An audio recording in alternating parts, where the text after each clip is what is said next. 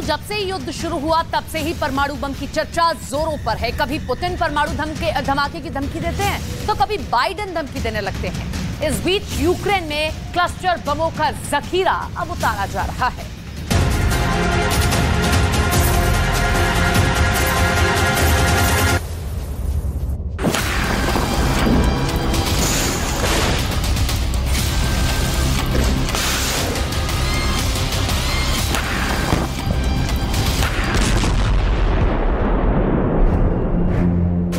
हथियारों के कल पुर्जे ही क्यों? छोटी दूरी की मिसाइलें ही क्यों? टैंक और तोप के गोले ही क्यों? ड्रोन वाली सिर्फ मदद ही क्यों? क्लस्टर बम का सपोर्ट ही बस क्यों? क्यों ना दे दिया जाए ज़ेलेंस्की के हाथ में परमाणु बम?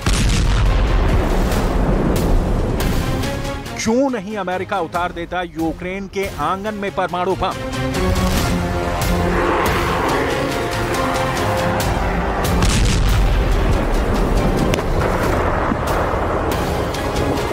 अमेरिका क्यों नहीं दे रहा पुतिन को परमाणु बम वाली धमकी?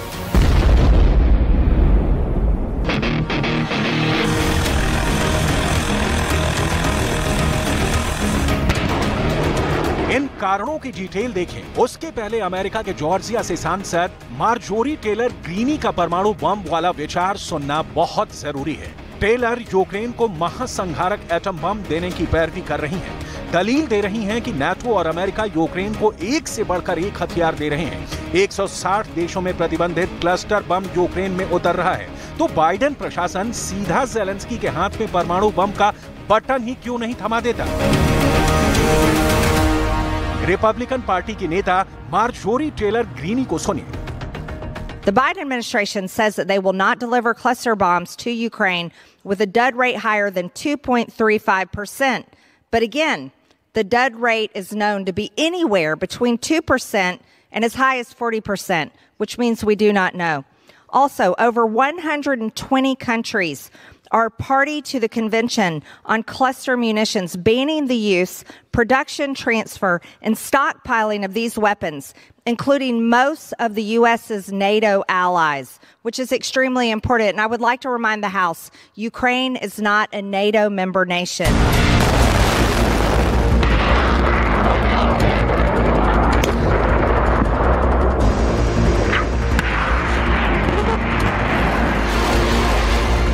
क्लस्टर बम कितने खतरनाक होते हैं और इनसे युद्ध की दशा और दिशा कैसे बदल जाएगी, इसकी डिटेल देखने से पहले उस परमाणु बम का आकार प्रकार समझ लीजिए, जिसे रिपब्लिकन पार्टी के नेता यूक्रेन को देना चाहती है, जिसका सीधा मतलब होगा परमाणु युद्ध। और इस युद्ध की अवधि दिन, हफ्ते, महीने या साल नहीं होती, कुछ घंटों में खेला खत्म हो जाता है। एक बार परमाणु बटन दबा और उसके बाद कहने, सुनने, क्या देखने के लिए भी सिर्फ खाक बच जाता है।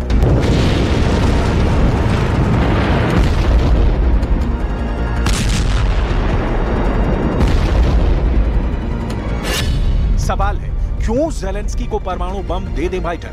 परमाणु बम से यूक्रेन संपन्न हो गया तो क्या होगा? यूक्रेन के पास परमाणु बम होने से युद्ध पर क्या असर होगा? क्या यूक्रेन के परमाणु बम से डर जाएंगे पुतिन? बाइडेन क्या वाकई ज़ेलेंस्की को देने जा रहे हैं एटम बम? ग्रीनी ने ही यूक्रेन को क्लस्टर बम देने से रोकने का प्रस्ताव लाया था। टेलर यूक्रेन को अमेरिकी फंडिंग के बिल्कुल खिलाफ हैं। वो कई बार पहले भी इसका विरोध कर चुकी हैं।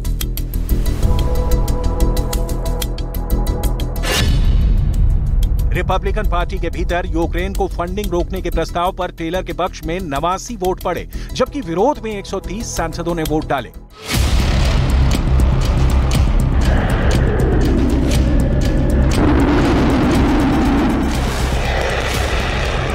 अमेरिकी संसद में यह पहली बार मांग नहीं उठी कि यूक्रेन को हथियारों या डॉलर या किसी भी तरह की मदद रोकी जाए।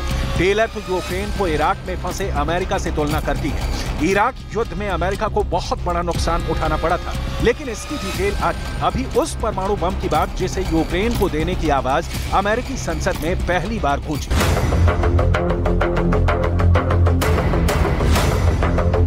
अमेरिका ने यूक्रेन को हथियारों से लाद दिया है, लेकिन बहुत गौर करने वाली बात यह है कि अमेरिका ने ज़ेलेंस्की को अब तक लॉन्ग रेंज की मिसाइलें नहीं दी हैं। ऐसी मिसाइलें जिसे सीधे कीव से मॉस्को को उड़ाया जा सके। इसके पीछे अब तक ये दलील दी जाती है कि लॉन्ग रेंज मिसाइलों से ज़ेलेंस्की रूस पर हमला करते हैं तो रूस चुप नहीं बैठेगा और इस हमले का मतलब सीधा रूस और अमेरिका के बीच युद्ध होगा, यानी थर्ड वर्ल्ड वॉर। लेकिन अमेरिका की कोई भी थ्योरी वक्त की पाबंद नहीं होती। अमेरिका इनमें हेर फेर कर देता है और जिस तरह से महासंहारक क्लस्टर बम यूक्रेन को बाइडेन ने दिया है, उसे लॉन्ग रेंज मिसाइलों का मिलना और एटम बम तक यूक्रेन में आना अब कोई बहुत बड़ी बात नहीं दिखती। अमेरिका इसी बहाने हो सकता है कि यूरोप में अपने न्यूक्लियर हथियार की तैनाती और बढ़ा दे।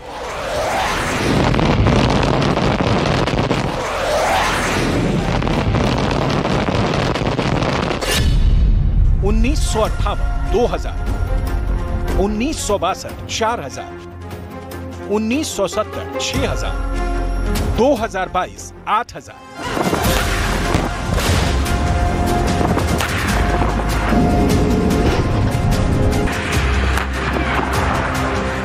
हालांकि अमेरिका और उसके नाटो सहयोगियों ने यूरोप में तैनात किए गए बमों के सटीक आंकड़ों का पता कभी नहीं बताया। इन सभी हथियारों को भूमिगत तहखानों में रखा गया है।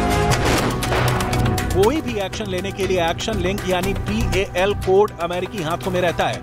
मतलब यूक्रेन अगर रूस पर दबाव बनाने के लिए परमाणु बम कीव में उतारता भी है तो इसका बटन वो अपने पास रख सकता है। पुतिन ने नाटो की यूरोप में न्यूक्लियर तैनाती के बाद ही बेलारूस में पहली बार अपने टैक्टिकल न्यूक्लियर वेपन उतारे हैं।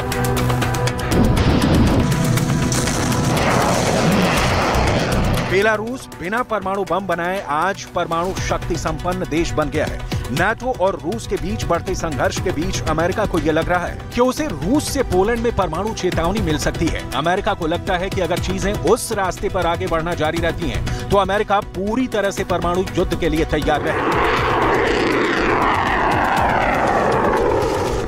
अगर 800 किलोटन के रूसी अंतर महाद्वीपीय बैलिस्टिक मिसाइल ने व्हाइट हाउस से 1.8 मील ऊपर विस्फोट किया, तो सिल्वर स्प्रिंग, MD से अलेक्जेंड्रिया और वाद तक 5 लाख मौतें हो सकती हैं और लोग 3rd डिग्री जलने का सामना कर सकते हैं। परमाणु बम पहली बार अमेरिका ने ही जापान के हिरोशिमा और नागासाकी पर गिराया था। जापान आज भी उस बम का दर्द झेल रहा है। अमेरिका की सांसद भले ही संसद में बाइडेन को क्लस्टर बम देने से कोसे, अमेरिका इससे पहले यूरोप में अपने रिपोर्ट के मुताबिक लगातार अपने पुराने बम वर्षकों और लड़ाकू विमानों के नए संस्करण दे रहा है और लगातार यूरोप के कई हिस्सों में परमाणु बम तैनात कर रहा है। रूस ने यूक्रेन युद्ध में परमाणु बम का इस्तेमाल करने की धमकी दी थी। इसके बाद से अमेरिका ने परमाणु बमों को नया संस्करण भी देना शुरू कर दिया है। रिपोर्ट के मुताबिक अमेरिका ने 2022 के अंत तक यूरोप में 100 B-61 परमाणु हथियारों की तैनाती यूरोप में की है। ये बम दोहरे सक्षम विमानों के जरिए तैनात किए गए हैं। इस B-61-12 संस्करण की दक्षता और सटीकता दोनों में सुधार के लिए एक नई टेल किट शामिल है। राजनीतिक और सामरिक उपयोग दोनों के लिए इसका इस्तेमाल किया जाएगा। अमेरिका का एजेंडा क्लियर है कि रूस का पड़ोसी देश यूक्रेन नाटो के बाले में आ जाए। रूस इस युद्ध में करारी हार का सामना करे, लेकिन इसके लिए परमाणु वार का सहारा लेना पड़ेगा। तो आप इसकी गंभीरता का अंदाजा लगा सकते हैं। रूस और अमेरिका के बीच परमाणु बमों का इतना जखीरा है कि अगर इन्हें छेड़ा गया तो ये पूरी मानव सभ्यता के लिए सबसे बड़ा अपराध होगा।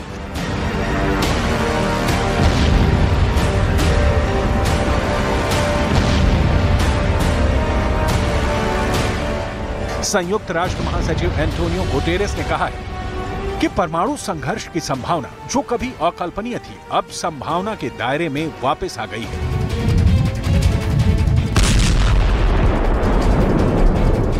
इस बयान के पीछे की वजह यह है कि पुतिन समय समय पर अपने परमाणु बमों को अलर्ट पर रखने के फैसले का जिक्र करते रहे।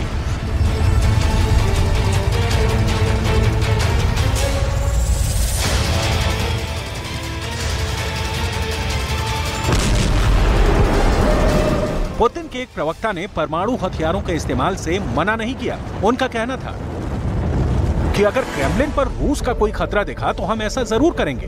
रूस भी B-61 जैसा परमाणु बम बना रहा है। आज की तारीख में एक दूसरे पर गिराने के लिए ना तो अमेरिका को और ना ही रूस को न्यूक्लियर बम बनाने पड़ेंगे। ये बम पहले से तैयार हैं। इन बमों से अमेरिका और रूस दोनों के भंडार भरे हुए हैं। तबाही की बस शुरुआत होनी चाहिए। उसके बाद ना वॉशिंगटन को राख होते वक्त लगेगा, ना मॉस्को को खाक होते, जिसकी पूरी तैयारी दोनों तरफ से जारी है। बाइडेन ने जो क्लस्टर बम यूक्रेन को दिए हैं वो कितने खतरनाक है आप समझेंगे तो टेलर के उस परमाणु बम देने के बयान की तीव्रता की आपकी समझ क्लियर हो जाएगी। जरा देखिए कैसे एक बड़े बम के अंदर सैकड़ों छोटे बम गेंद की तरह दिखाई दे रहे हैं। यही है वो क्लस्टर बम जिसे जब लड़ाकू जहाज से गिराया जाता है तो ये जमीन पर आग की सुनामी ले आता है। आप जरा अंदाजा लगाइए कि अगर इसी तरह के 100 से 200 क्लस्टर बम 20 से 25 लड़ाकू विमानों से गिराए जाएं, तो जमीन पर मौजूद रूसी सैनिकों का क्या हाल होगा। महज 2 से 3 मिनट के अंदर रूसी सेना का भेजा फ्राई हो जाएगा।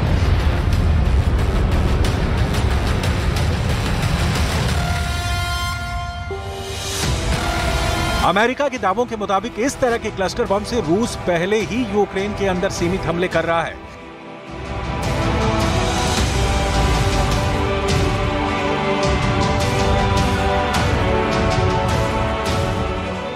अमेरिका यह भी दावा कर रहा है कि रूस के 40% क्लस्टर बम जमीन पर गिरने के बाद फटते ही नहीं, जो बाद में बच्चों और आम नागरिकों की जान जरूर ले लेंगे। वहीं अमेरिका का दावा है कि उसके महज 2.35% क्लस्टर बम दागने के बाद नहीं फटते हैं, यानी रूस के मुकाबले अमेरिका के क्लस्टर बम ज्यादा खतरनाक और सुरक्षित हैं।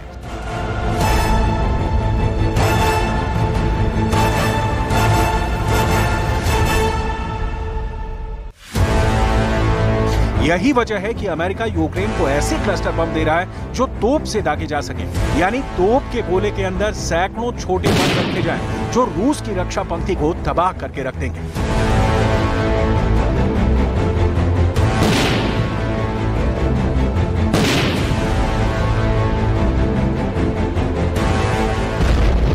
क्लस्टर बम एक ऐसा बड़ा बम होता है जिसके अंदर सैकड़ों छोटे बम होते हैं। डिफेंस एक्सपर्ट्स के मुताबिक एक क्लस्टर बम में 88 छोटे बम होते हैं। एक फुटबॉल मैदान के बराबर इलाके को कुछ क्लस्टर बम पूरी तरह से तबाह कर देता है। क्लस्टर बम बेहद बदनाम है, जिसे 100 देशों ने पूरी तरह से बैन कर रखा है। ये ऐसे हथियार हैं जिनमें एक साथ कई बम होते हैं। क्लस्टर बम को लड़ाकू विमान, रॉकेट, मिसाइल या तोप से दागा जा सकता है।